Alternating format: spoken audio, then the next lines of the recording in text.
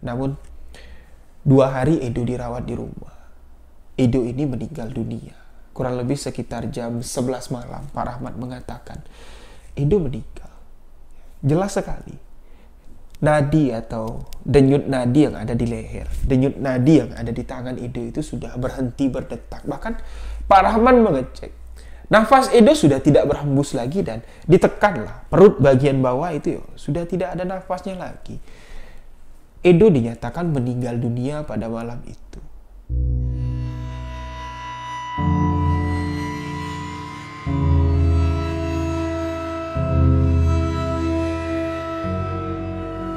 Namun 3 jam setelah Edo dinyatakan meninggal, Edo meninggal jam 11 malam. Jam 12, jam 1, jam 2, dan tepat jam 3 dini hari. Edo ini terbangun. Dia seperti tersedak. Dan orang-orang yang ada di sekitar jenazah yang tengah membacakan surat Yasin itu kaget. Astagfirullahaladzim. Astagfirullahaladzim. Tapi Pak Rahman ini nggak panik. Sama sekali dia nggak panik.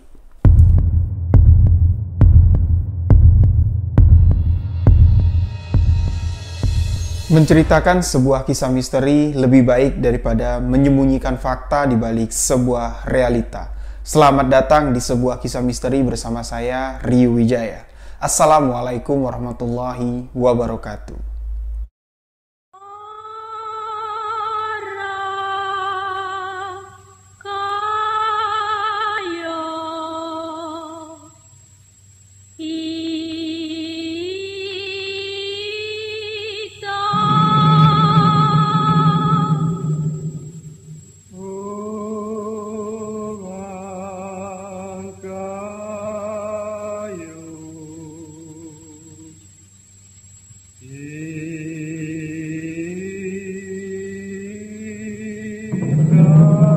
Setiap yang bernyawa pasti akan mati. Tapi kapan kita akan mati? Di mana kita akan mati?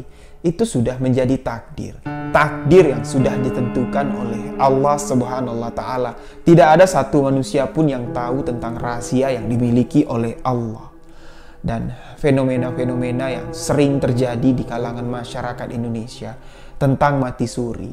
Seseorang yang sudah dinyatakan mati, namun bisa hidup kembali. Itu adalah salah satu rahasia yang dimiliki Allah. Dan kejadian ini banyak sekali menyimpan tanda tanya dan menyimpan sebuah misteri. Dan di sebuah kisah misteri kali ini, saya akan menceritakan sebuah kisah yang dikirimkan oleh Pak Rahman tentang pengalaman atau cerita dari anak beliau yang pernah mengalami mati suri.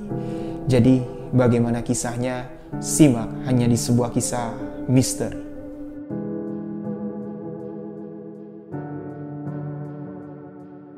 Kejadian ini terjadi 9 tahun yang lalu, diceritakan oleh Pak Rahman. Beliau sengaja membagikan kisah ini kepada saya untuk kembali saya bagikan. Saya ceritakan kembali kepada sahabat-sahabat semua.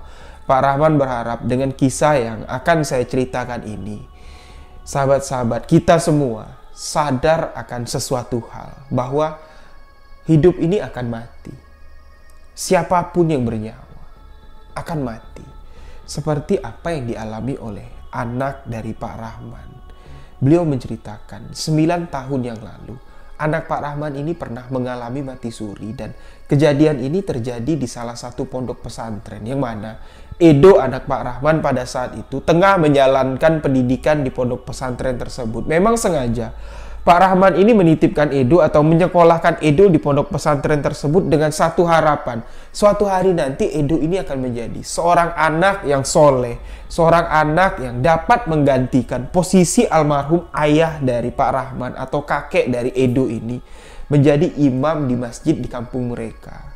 Memang semasa hidup almarhum kakeknya Edo ini atau ayah dari Pak Rahman ini, beliau adalah salah seorang pembuka agama yang cukup terkenal di kampung mereka. Dan Pak Rahman ini semasa kecilnya sudah dididik oleh almarhum kakeknya Edo ini.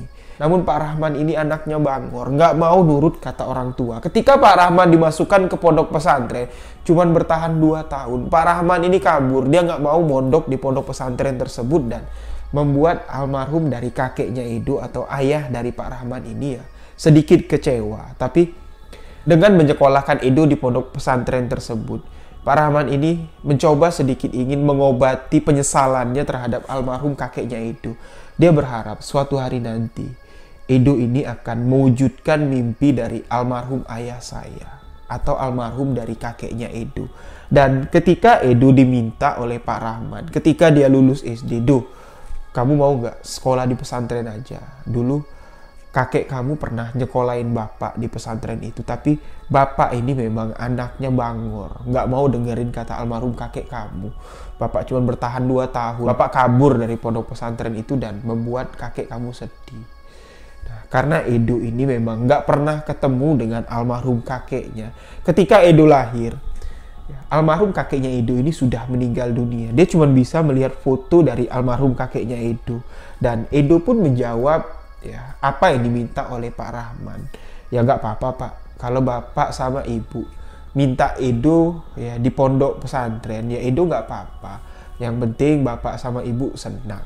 Nah, Pak Rahman mengatakan, karakter dari Edo dan Pak Rahman, karakter Edo yang berusia masih ya baru lulus SD pada saat itu ya, dengan Pak Rahman yang kecil dulu, memang sifat dan kepribadiannya sangat jauh berbeda.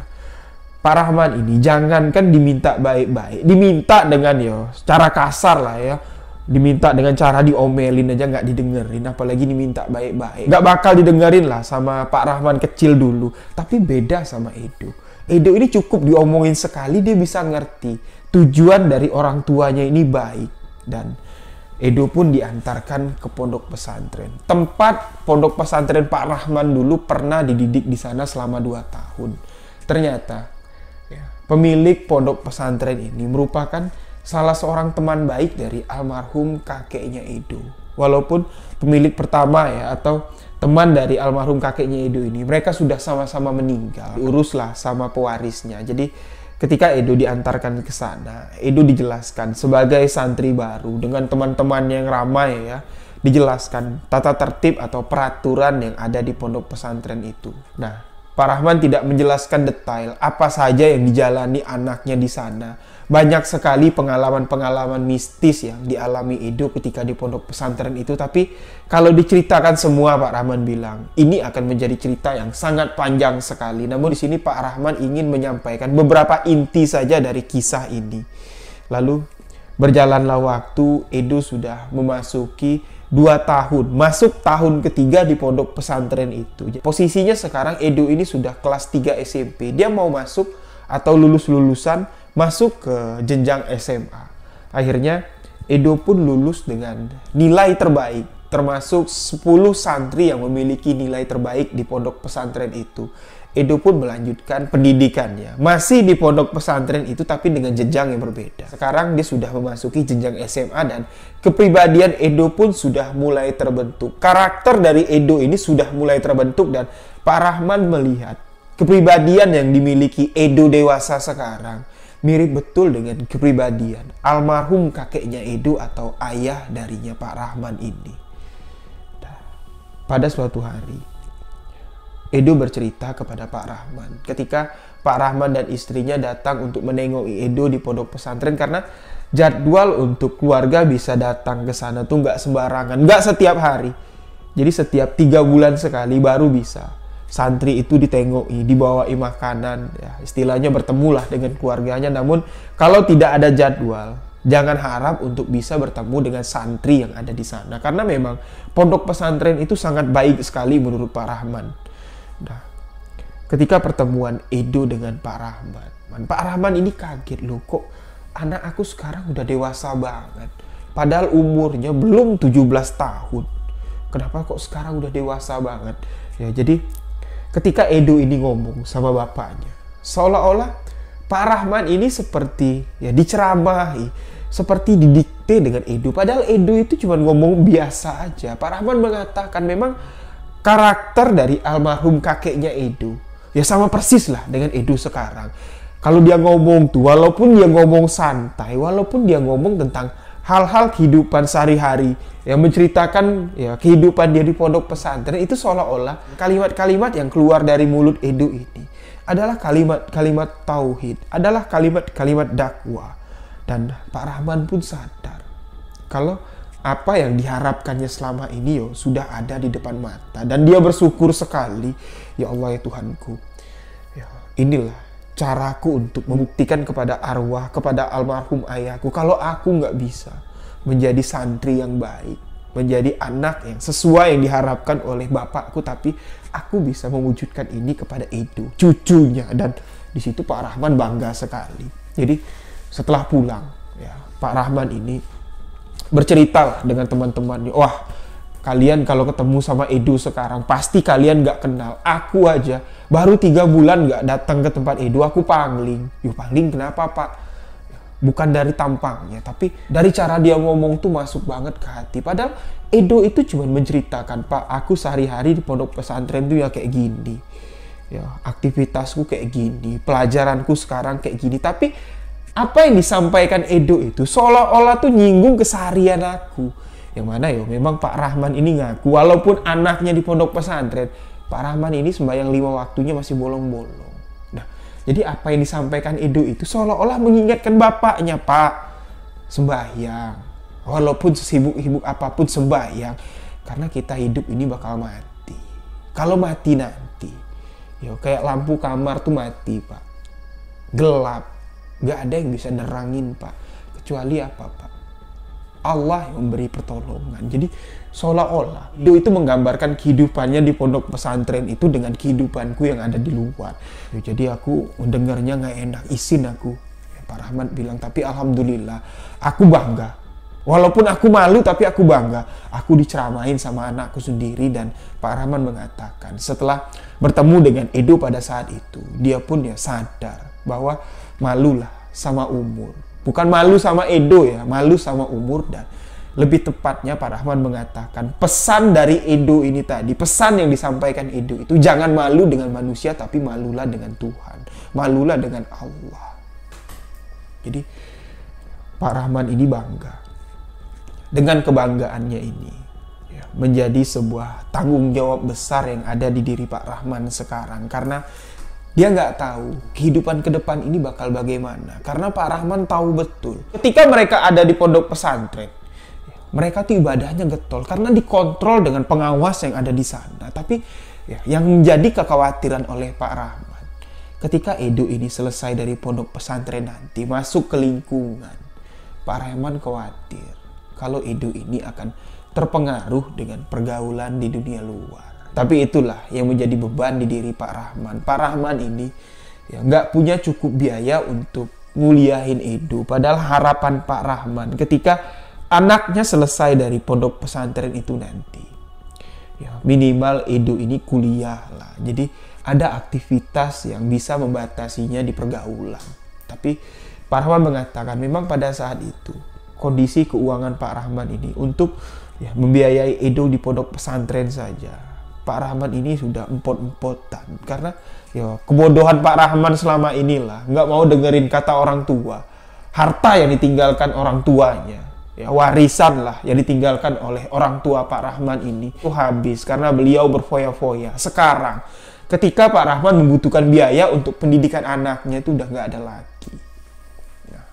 Singkat cerita, setelah 1 tahun Edo menjalani masa SMA-nya dan sudah tumbuh dewasa, pihak dari pesantren tiba-tiba menelpon ke rumah mengabari kalau Edo ini sedang sakit keras. Jadi Pak Rahman dan keluarga diminta untuk datang ke pondok pesantren. Pak Rahman panik lah. Apa yang terjadi dengan anaknya kok tiba-tiba pondok pesantren nelpon kalau Rahman ini sakit keras. Yang biasanya kalau santri-santri yang ada di sana, kalau sakit itu memang sudah disediakan seperti klinik, dokter yang ada di klinik di pondok pesantren itu bukan dokter ece-ece, memang dokter betulan yang lulusan terbaik. Tapi kalau pihak pondok pesantren sudah mengatakan penyakit Rahman ini sudah keras, berarti dokter yang ada di rumah sakit itu tidak mampu untuk mengobatinya lagi. Pak Rahman pun dengan kepanikan menuju ke pondok pesantren dan bertemulah dengan pengawas yang ada di sana. Tapi belum bertemu dengan Edo yang sedang sakit. Pak Rahman diceritakan kalau Edo ini tiba-tiba sakit panas selama kurang lebih 4 hari. Dia tuh mengeracau, seolah-olah Edo ini sedang masuk ke dimensi lain, seolah-olah sedang hidup di dunia lain lah, kasar ngomongnya kayak gitu. Ya, ketika dia sedang mengeracau, pengawas pondok pesantren itu mendengar percakapan seperti Edo ini ya, berada di lingkungannya seperti di pondok pesantren inilah, Pak. Tapi bahasa yang digunakan Edo ini banyak yang kami nggak ngerti, karena ya sesekali dia ngomong dengan bahasa Arab, sesekali dia ngomong dengan bahasa Inggris, dan terkadang dia tuh cuma ngeracau nggak jelas. Kami nggak bisa mengartikan apa yang diucapkan Edo. Tapi kami tahu, Pak, kalau Edo ini seolah-olah tuh sedang ada di tempat kerumunan orang-orang ramai. Nah, pihak pondok pesantren pun mengatakan Edo ini sudah diruqyah. Ya, kalau aja Edo ini diganggu oleh makhluk halus, ya mudah-mudahan Edo bisa sembuh. Tapi sudah beberapa kali kami lakukan ruqyah. Bahkan Pak Kiai, pemimpin tertinggi di pondok pesantren ini, sudah mencoba untuk membantu Edo, namun Pak Kiai mengatakan Edo ini sakit. Kita minta saja dengan Allah kesembuhan. Tapi kalau memang Edo ini tidak bisa sembuh di sini, kita takut nanti terjadi sesuatu hal yang tidak kita inginkan. Lebih baik Edo ini kita antarkan pulang. Kita serahkan kembali ke kedua orang tuanya untuk ditangani dengan serius. Karena kami pihak pondok pesantren, Pak, tidak berani bertindak lebih. Kami hanya melakukan penanganan saja untuk santri-santri yang sakit di sini. Lalu Pak Rahman pun dibawalah untuk melihat kondisi Edo, dan ya Pak Rahman melihat kondisi Edo itu sedang demam tinggi, keringat yang bercucuran, dan Edo ini sambil mengeracau. Pak Rahman sama sekali nggak bisa mengetahui apa yang diceritakan oleh Edo. Ya, seperti dia sedang bercerita lah, tapi dia tuh ngomongnya nggak jelas. Lalu Edo pun dibawa kembali ke rumah. Namun 2 hari Edo dirawat di rumah. Edo ini meninggal dunia. Kurang lebih sekitar jam 11 malam, Pak Rahmat mengatakan Edo meninggal. Jelas sekali, nadi atau denyut nadi yang ada di leher, denyut nadi yang ada di tangan Edo itu sudah berhenti berdetak. Bahkan Pak Rahman mengecek, nafas Edo sudah tidak berhembus lagi, dan ditekanlah perut bagian bawah itu sudah tidak ada nafasnya lagi. Edo dinyatakan meninggal dunia pada malam itu. Namun 3 jam setelah Edo dinyatakan meninggal, Edo meninggal jam 11 malam. Jam 12, jam 1, jam 2, dan tepat jam 3 dini hari, Edo ini terbangun. Dia seperti tersedak. Dan orang-orang yang ada di sekitar jenazah ya, yang tengah membacakan surat Yasin itu kaget. Astagfirullahaladzim, astagfirullahaladzim. Tapi Pak Rahman ini nggak panik. Sama sekali dia nggak panik. Pak Rahman tepat sekali. Edo yang terbaring di ruang tengah, ditutup dengan kain, sedang membacakan surat Yasin. Pak Rahman sedang membacakan surat Yasin untuk anaknya yang sudah meninggal. Dan beberapa keluarga yang ada di belakang tuh yang membacakan surat Yasin. Mereka mendengar suara batuk. Suara batuk dari jenazah yang sedang mereka bacakan Yasin pada jam 3 dini hari itu. Dan Edo pun duduk, membuka kainnya dan duduk. Dia menoleh ke kiri ke kanan dan melihat, Pak, kok aku ada di rumah? Kok aku bisa ada di rumah, Pak? Pak Rahman mengatakan, orang-orang yang ada di belakang Pak Rahman, yang tengah membacakan Yasin itu sudah berlari keluar, ketakutan. Tapi Pak Rahman sama sekali nggak panik. Ketika Edo bertanya, Pak Rahman cuma mengucapkan salam. Assalamualaikum. Dan Edo menjawab, Waalaikumsalam. Dan Pak Rahman tahu, kalau itu bukan setan, kalau itu bukan jin, bahwa anaknya ini memang benar-benar hidup kembali. Dan Pak Rahman pun mengucapkan Alhamdulillah. Alhamdulillah ya Allah, Alhamdulillah, Engkau telah memberikan kesempatan kedua pada anakku. Jadi heboh lah ya di kampung itu kalau Edo ini mati suri. Sudah jelas jam 11 malam itu bukan 1-2 orang yang menyaksikan kalau Edo ini sudah tidak bernyawa lagi. Bahkan keesokan harinya sudah dijadwalkan kalau Edo ini akan dimakamkan. Tapi 3 jam setelah Edo ini meninggal, dia bisa hidup kembali dan bangkit kembali. Di sini Pak Rahman menceritakan kenapa dia nggak panik ketika orang-orang pada lari, ketika ngelihat Edo bangkit. Pak Rahman ini sama sekali nggak panik karena Satu malam sebelum Edo ini meninggal, setelah Pak Rahman menjemput Edo dari pondok pesantren, dirawat di rumah, pada malam harinya, Pak Rahman ini bermimpi bertemu dengan almarhum ayahnya. Bertemu dengan almarhum kakeknya Edo ini. Di dalam mimpi itu, Pak Rahman ini masih melihat Edo kecil sedang berjalan menuju ke masjid, dan tiba-tiba dari dalam masjid kakeknya Edo ini keluar. Yang mana kan almarhum kakeknya Edo ini sama sekali tidak pernah bertemu dengan cucunya. Ketika Edo lahir, ayahnya Pak Rahman ini atau kakeknya Edo ini sudah 4 tahun meninggal. Jadi sama sekali nggak bertemu. Walaupun Edo pernah melihat foto kakeknya, tapi almarhum kakeknya Edo ini atau ayahnya Pak Rahman kan nggak pernah sama sekali bertemu. Gimana ya, orang sudah meninggal, gimana bisa melihat foto orang masih hidup? Jadi ketika mereka berpapasan, Pak Rahman dan Edo kecil mau masuk ke dalam masjid, ayahnya keluar dari masjid, mengucapkan salam kepada Edo kecil, nggak menegur Pak Rahman sama sekali. Jadi Pak Rahman mengatakan, kakeknya itu berjalan dari luar masjid dan berpapasan dengan mereka. Tiba-tiba ayahnya Pak Rahman ini duduk, karena Edo ini masih kecil, duduk dan mengucapkan salam sambil memegang pipi Edo. Assalamualaikum cucuku.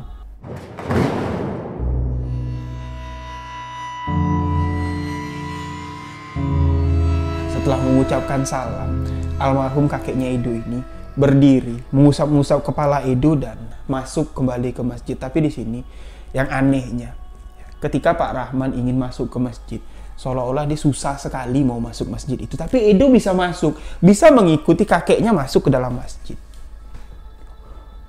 Nah, jadi setelah Pak Rahman bangun dari tidurnya, dia memiliki firasat.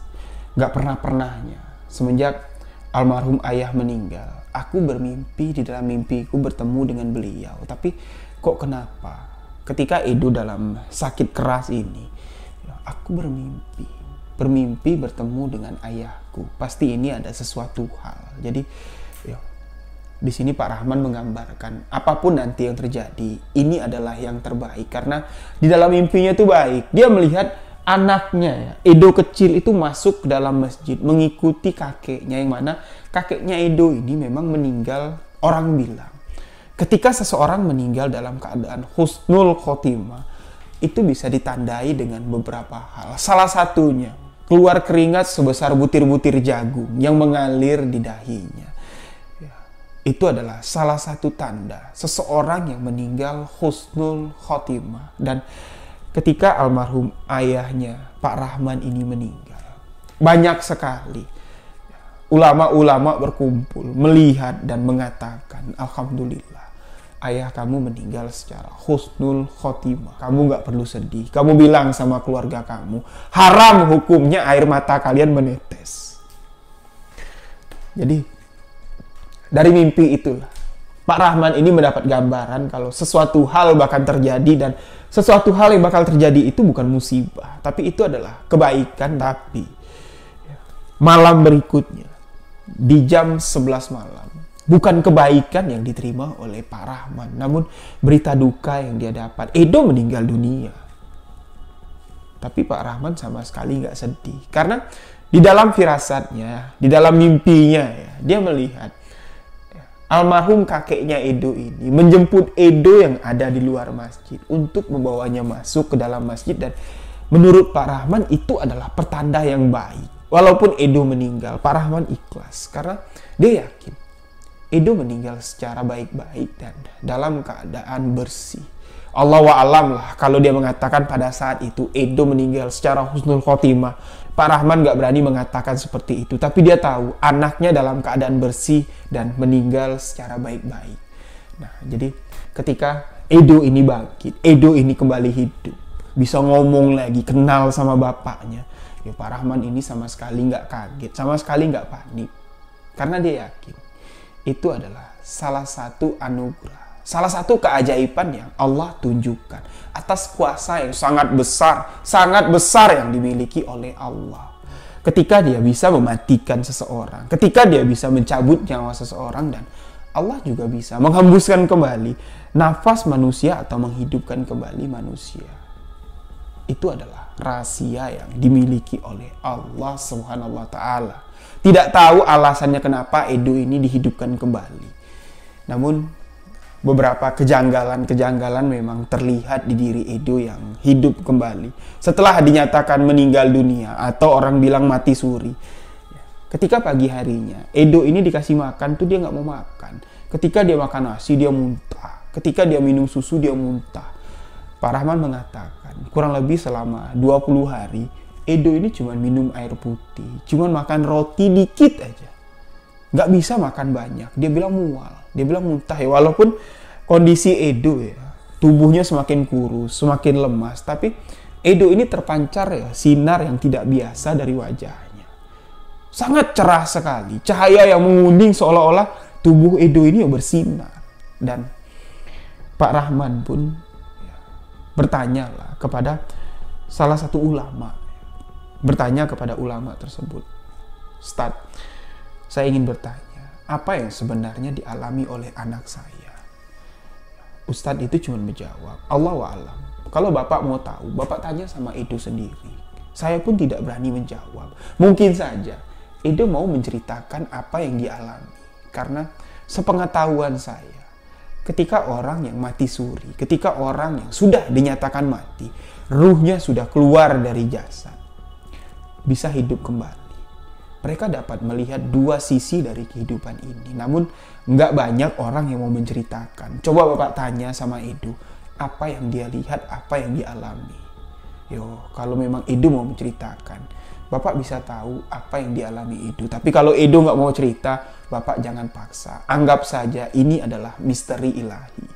Nah, Ustadz ini nggak mau menjelaskan tentang apa yang dialami Edo, mati suri itu apa? Karena ya, itu adalah rahasia yang dimiliki Allah. Secara medis, ilmu medis pun tidak bisa menjawab.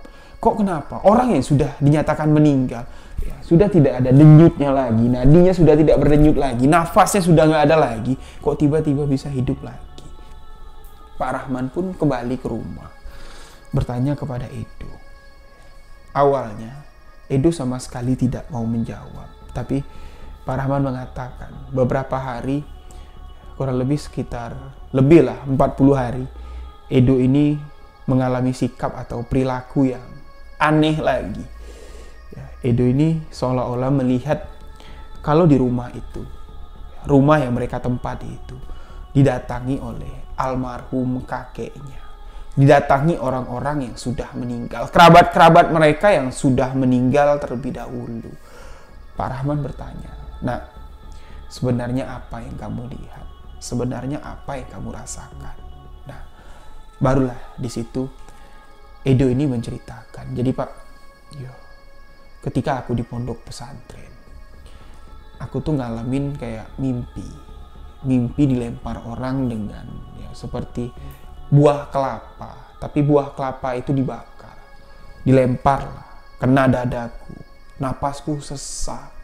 Nah, setelah mimpi itulah napasku sesak, aku nggak bisa sadar lagi Pak. Dan aku sadar tuh ya ketika aku di rumah, aku lihat Bapak sedang baca Yasin. Tapi Pak, selama aku nggak sadar, aku tuh ngerasa berjalan di tempat yang nggak aku kenal. Aku ya melihat orang-orang yang sudah mendahului kita. Aku melihat kakek, aku melihat almarhum nenek, bahkan aku melihat tetangga-tetangga kita yang sudah meninggal. Namun Edo nggak menceritakan semua, kata Pak Rahman. Dia hanya menceritakan ya, melihat orang-orang yang dia kenal. Seperti dulu ya, tetangganya ada di sebelah rumah Edo ini. Pas sekali, berbatasan dengan pagar rumah Edo, dan di belakang pagar rumah Pak Rahman ini, rumah yang ditempati Edo itu, ditanami oleh pohon kelapa. Banyak sekali pohon kelapa. Tapi di sini anehnya, Pak Rahman yang memiliki pohon kelapa itu tumbuh di halaman rumahnya. Namun keluarga Pak Rahman sama sekali nggak pernah menikmati buah kelapa itu karena selalu dipanen oleh orang sebelah ini. Tapi Pak Rahman nggak maulah ribut-ribut. Cuman pasal buah kelapa kok ribut-ribut. Ya dia bilang udahlah ikhlasin aja. Kalau kita pengen makan kelapa, kalau kita butuh buah kelapa ya kita beli aja. Jadi ada lagi Pak Rahman ini memiliki kebun. Ya, kebunnya nggak terlalu besar lah. Di situ ada seorang wanita tua, ditugaskan Pak Rahman untuk menjaga kebun itu. Tanamlah, ya, mau ditanam cabai kayak, mau ditanam nangka kayak, mau ditanam apa, tanamlah, ini bibitnya. Nanti ya seberapapun hasilnya, ya kita bagi dua. Hasil yang kamu dapat ya boleh kamu jual untuk kehidupan kamu, untuk biaya kamu hidup. Dan hasil yang saya dapat, tolong antarkan ke rumah, ya setidaknya untuk masak-masak di rumah, untuk bumbu dapur di rumah ya cukup lah, nggak perlu banyak-banyak. Nah, jadi setelah bertahun-tahun Pak Rahman ini berkebun, ya, dia nggak pernah diantarkan. Sebatang cabai pun nggak pernah diantar oleh pemilik kebun itu. Padahal bibit cabai dibeli, bibit tomat dibeli, banyaklah tanaman-tanaman lain yang dibeli oleh Pak Rahman untuk ditanam di kebun itu, tapi selama bertahun-tahun tidak ada sedikit pun diantarkan oleh penjaga kebun itu. Nah, jadi di dalam perjalanan si Edo ini, ketika dia tidak sadarkan diri, dia bertemu dengan orang-orang itu di tempat yang Edo nggak kenal itu di mana. Tapi dia melihat itu gersang sekali. Ketika dia bertemu dengan seseorang yang suka mencuri buah kelapa itu, dia melihat orang itu memikul 2 tandan kelapa yang sangat besar, berjalan sambil terseol-seol, mengatakan, Do, tolong paman, tolong paman, nih ambil nih kelapa kamu. Dilemparlah 2 tandan pohon kelapa itu, buk, di depan Edo. Tapi setelah 2 tandan pohon kelapa itu terlepas, nggak tahu datang dari mana, 2 tandan pohon kelapa yang besar menimpa sosok itu lagi, buk, tolong do, ini do, ambil do, ini memang kelapa kamu do, saya mencuri kelapa kamu do, tolong do, maafkan saya do, sampaikan ke bapak kamu do, ini kelapanya do, ambil do. Nah, jadi dia melihat, ya, Edo bilangnya paman ya, manggilnya paman. Saya melihat paman yang sudah meninggal itu keadaannya sangat mengenaskan sekali, banyak luka di tubuhnya dan dia menjerit kesakitan, meminta tolong ketika kelapa itu dijatuhkan dari tubuhnya, dilempar di hadapan saya, nggak tahu datang dari mana Pak. 2 tandan kelapa yang sangat besar menimpa dirinya lagi, buk. Ya, dia menjerit kesakitan, tolong do, sampaikan kepada bapakmu, ini kelapa dia do, saya mencurinya do, maafkan saya. Terus Pak Rahman bertanya kepada Edo, terus kamu bilang apa? Ya saya nggak bisa menjawab apa-apa, Pak. Di situ saya cuma bisa melihat dan mendengar, saya nggak bisa ngomong. Jadi ya, setelah sosok itu ditinggal sama Edo, dia berjalan lagi. Banyak dia melihat kejadian-kejadian yang tidak masuk akal. Ya, dia melihat sosok yang tidak dikenalnya memegang sebuah parang, memotong tangannya sendiri. Ketika tangannya dipotong, dia menjerit, tolong, sakit. Ya. Tapi Edo melihat tangan itu jatuh ke bumi dan tumbuh lagi tangan yang baru. Dia memotongnya lagi berkali-kali. Seolah-olah dia tidak bisa menghentikan tangan sebelah kirinya, memotong tangan sebelah kanannya sendiri, dan Edo pun meninggalkan sosok yang mengerikan itu. Lalu dia kembali berjalan dan bertemu dengan sosok wanita tua yang menjaga kebun kita, Pak. Di situ Edo melihat dia berjalan seperti sempoyongan, seolah-olah badannya itu lemah sekali, tapi perutnya itu besar sekali, Pak. Sesekali dia muntah. Dari muntahannya itu, Edo melihat keluar belatung, Edo melihat keluar cacing, dan dia mengatakan, tolong Mbah Do, perut Mbah sakit Do. Weh! Dia muntah. Edo melihat lagi, yang keluar dari dalam perutnya itu nanah bercampur darah. Tolong maafin Mbah, sampaikan ke bapakmu yang Mbah makan tuh haram. Yang Mbah makan tuh hasil jeripaya kalian. Yang Mbah makan tuh hak kalian semua. Mbah serakah Weh! Dia muntah lagi, Pak. Dan yang dikeluarkannya itu ya seperti menjijikkan, Pak. Dan Edo pun nggak bisa menjawab apa yang dikatakan oleh mbah tersebut. Dan pada satu titik, Edo bertemu dengan seseorang yang Edo mengingat jelas kalau orang ini ada hubungannya dengan keluarga kita. Tapi pada saat itu Edo nggak tahu itu siapa. Seorang laki-laki yang menggunakan jubah putih dan jenggot yang tidak terlalu panjang. tersenyum menghadap Edo. Dia mengulurkan tangannya seolah-olah ya, ingin berjabat tangan dengan Edo, dan saya pun menjawab lambaian tangannya. Saya menjabat tangannya, dan ketika saya sadar, saya sudah ada di sebuah masjid yang sangat besar, dan ternyata orang yang Edo lihat itu, orang yang tangannya Edo jabat itu adalah almarhum kakek. Dia mengatakan kepada Edo, "Do, apa yang kamu lihat, kamu sampaikan kepada ayah kamu bahwa suatu hari nanti, hari pembalasan akan tiba. Jangan pernah dia sesali apa yang dia pernah lakukan selama di dunia ini. Cuman satu pesan kakek untuk ayah kamu. Jangan pernah sesali, jangan pernah menyesal, tapi bertaubatlah." Nah, Edo pun ya bangun, Pak. Bangun kalau Edo itu sudah di rumah. Edo melihat bapak sedang membaca surat Yasin, dan bapak mengatakan kalau Edo sudah meninggal. Jadi apa yang diceritakan oleh Pak Rahman ini, pengalaman yang dialami oleh Edo ini memang pernah saya dengar sebelumnya, ketika orang yang sudah meninggal atau orang yang mengalami mati suri itu, dia melihat kejadian-kejadian yang ada di sekitarnya. Melihat orang-orang yang disiksa ketika masa hidupnya banyak sekali melakukan dosa. Ketika Edo melihat tetangga Pak Rahman yang suka mencuri buah kelapa, dan ketika Edo melihat nenek-nenek tua, mbah penjaga kebunnya, memuntahkan isi perutnya yang berisi belatung, cacing, nanah, dan bercampur darah. Karena memang semasa hidupnya nenek ini sudah dipercaya untuk menjaga kebun Pak Rahman dengan ya, perjanjian yang sudah sangat baik sekali. Pak Rahman nggak minta banyak, cuman cukup untuk masak di rumah. Sisanya juallah, ambillah, rawatlah kebun ini. Daripada tanahnya mubazir, nggak ada yang garap. Tapi semua hasil kebun itu dimakan, karena nenek tua ini adalah seorang yang nggak sadar diri, seorang yang serakah, dan dia mendapatkan balasannya dari Allah. Dan orang yang mencuri buah kelapa ini juga sama. Siapa yang menanam, itulah yang seharusnya mendapatkan buah. Bukannya dia. Dia mencuri. Bukan hak dia. Dan dia mengatakan kepada Edo, ketika Edo bertemu, entah di alam mana, dia mengatakan, "Do, maafkan aku, Do. Ini buah kelapamu, aku kembalikan. Aku mencurinya, Do. Sampaikan maafku kepada bapakmu." Ya, jadi, seolah-olah Edo ini diberikan gambaran bahwa apa yang kita lakukan di dunia ini memang akan dibalas ketika kita sudah meninggal nanti. Ya, karena memang peristiwa seperti itu pernah saya dengar sendiri terjadi di Jambi. Jadi teman almarhum kakek saya meninggal dunia, dan kejadiannya hampir sama dengan Edo ini. Beberapa jam saja meninggal. Ketika dia sadar, dia bercerita, seolah-olah dia itu dibawa berjalan, mengitari dunia ini dan melihat dua sisi dari kehidupan manusia.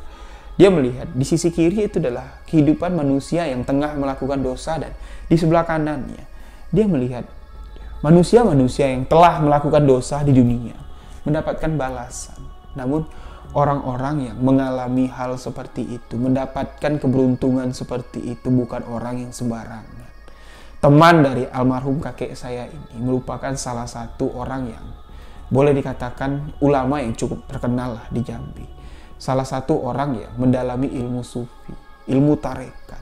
Bukan ratusan, ribuan muridnya, ribuan orang yang diajarkannya tentang kebaikan.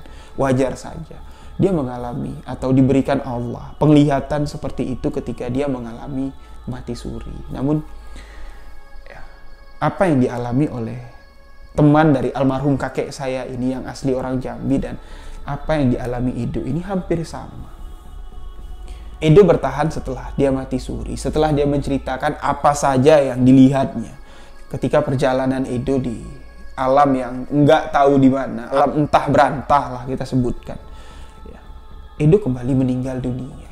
Pak Rahman mengatakan, 3 bulan Edo ini bertahan, hidup tanpa memakan nasi. Ya, cuman minum air putih dan makan roti sedikit saja. Dan Edo pun meninggal dunia.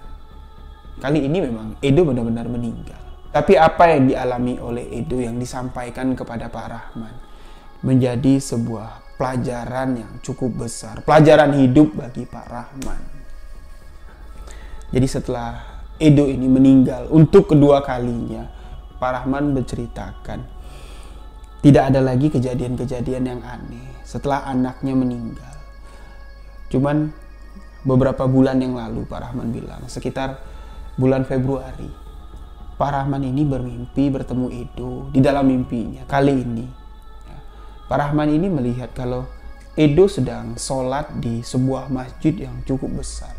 Dan di samping Edo itu adalah almarhum kakeknya atau ayah dari Pak Rahman. Tapi di sini Pak Rahman ini bisa masuk ke dalam masjid tersebut, yang mana ya, ketika Pak Rahman bermimpi 1 hari sebelum Edo ini meninggal atau mati suri, Pak Rahman ini kan nggak bisa masuk ke dalam masjid. Tapi di dalam mimpinya di bulan Februari itu, Pak Rahman bisa masuk ke dalam masjid dan duduk di samping Edo, di samping kakek dari Edo atau almarhum ayah dari Pak Rahman. Tapi di dalam mimpi itu mereka tidak bisa berkomunikasi, hanya saling bertatapan, dan Pak Rahman senang sekali karena dia melihat ayahnya tersenyum, Edo pun tersenyum. Karena setelah Pak Rahman ini mendapatkan cerita dari Edo, pengalaman dia, perjalanan dia di alam entah berantah, ya, melihat kejadian-kejadian yang cukup mengerikan itu, Pak Rahman ini memang benar-benar beristiqomah, benar-benar ya, bersujud kepada Allah, melepaskan dunia inilah, kasar ngomongnya. Memang tujuan dari Pak Rahman meminta taubat, meminta ampun kepada Allah Subhanahu wa Ta'ala, karena Pak Rahman ini ingat, ya, Pak Rahman ini tahu pesan yang disampaikan oleh almarhum kakeknya Edo, mengatakan, sampaikan kepada ayah kamu, jangan pernah menyesal dengan apa yang sudah dia lakukan. Karena memang kehidupan Pak Rahman selama ini dihantui, dibayang-bayangi dengan penyesalan. Kenapa kok aku jadi anak bangor? Kenapa kok aku nggak ngikutin apa yang disarankan oleh bapakku? Kenapa aku nggak menyelesaikan pendidikanku di pesantren? Kenapa aku sampai tua sekarang kayak gini masih ugal-ugalan, jarang sholat, jarang ibadah, nggak pernah pengajian? Dan penyesalan Pak Rahman inilah yang menutup pintu hatinya untuk bertobat. Karena apa? Setiap hari dia itu cuma bisa nyesel, tapi nggak pernah sholat. Percuma. Penyesalan tapi tidak ada jalan keluar. Dan setelah Edo mengatakan, dia bertemu dengan kakeknya. Dan kakeknya mengatakan pesan itu kepada Pak Rahman. Pak Rahman ini baru sadar bahwa ternyata ayahnya nggak menuntut Pak Rahman mengikuti apa yang dia mau. Dan ayah Pak Rahman ini atau kakeknya Edo ini nggak menyesal melihat kehidupan Pak Rahman kayak sekarang ini. Dia nggak menyesal karena itu adalah takdir yang sudah ditentukan oleh Allah. Dan yang harus dilakukan oleh Pak Rahman sekarang itu bukan nyesel, tapi tobat. Apa yang sudah dia lakukan di hari-hari yang lalu itu ya tinggalkan. Apa yang nggak pernah dia lakukan di hari-hari yang lalu itu ya lakukan sekarang. Nggak pernah pengajian, pergi ke pengajian. Nggak pernah sholat, ya sholat. Dan itulah yang membuat di dalam mimpi kedua dari Pak Rahman ini, dapat masuk ke dalam masjid itu dan melihat kedua orang yang sangat dicintainya ini tersenyum.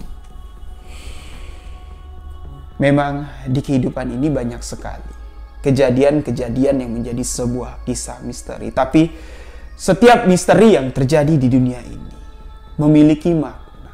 Dan saya sampaikan kepada sahabat-sahabat semua, setiap makna yang kita cerna dalam misteri yang terjadi di dalam hidup ini, tolong jangan lupa landaskan dengan akidah, dasarkan dengan Allah Subhanahu wa Ta'ala. Kalau tidak, bisa-bisa firasat yang kita dapat itu akan menyesatkan. Demikian sebuah kisah misteri yang saya ceritakan kali ini. Mohon maaf jika ada salah-salah kata, salah-salah penyampaian dalam kisah yang saya bagikan kali ini. Untuk sahabat yang memiliki cerita, pengalaman misteri seperti yang diceritakan oleh Pak Rahman ini, sahabat-sahabat bisa membagikannya, mengirimkan kisah sahabat ke alamat email sebuahkisahmisteri@gmail.com, dan insya Allah nanti akan saya ceritakan kembali di sebuah kisah misteri untuk dibagikan kepada sahabat-sahabat semuanya. Dan untuk sahabat-sahabat semua, saya ucapkan banyak-banyak terima kasih atas dukungannya selama ini. Saya Riwijaya mengucapkan wabillahi taufiq wal hidayah. Wassalamualaikum warahmatullahi wabarakatuh. Salam sebuah kisah misteri.